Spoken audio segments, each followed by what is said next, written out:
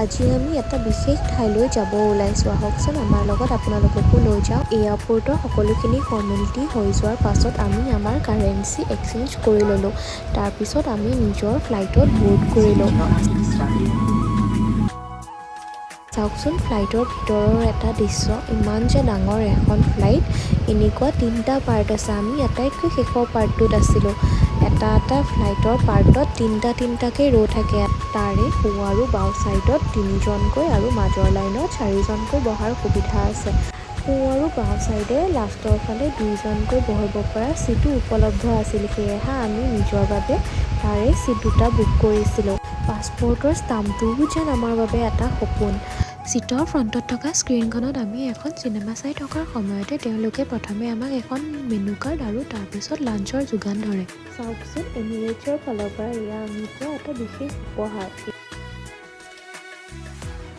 চাওঁতে আমি লেণ্ড কৰিবলৈ সময় হ'ল।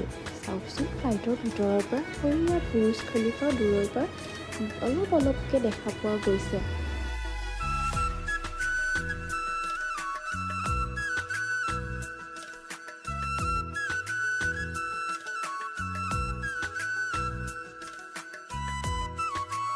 ফাইনেলি আমি ফ্লাইটৰ পৰা নামিবৰে সময় হ'ল।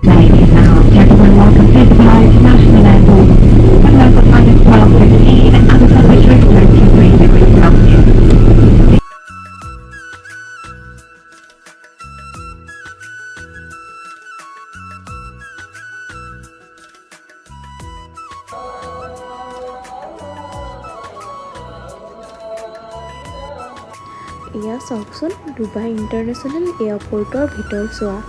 ইমান যে বৃহৎ এটা এয়াৰপৰ্ট, আৰু চাওকচোন চিচাৰে কিমান ধুনীয়া ডিজাইন কৰি বনাইছে।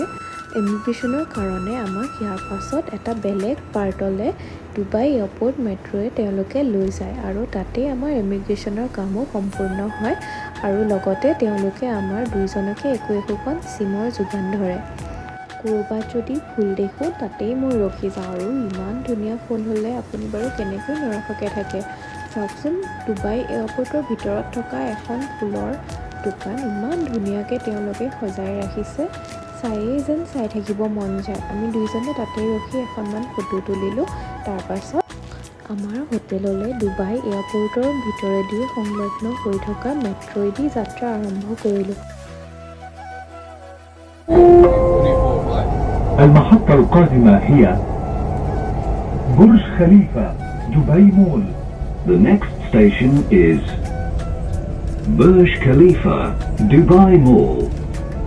এয়া মেট্ৰ' ষ্টেচনৰ পৰা নামি কেবত উঠি আমি নিজৰ হোটেলৰ ফালে যাত্ৰা আৰম্ভ কৰিবলৈ লৈছোঁ।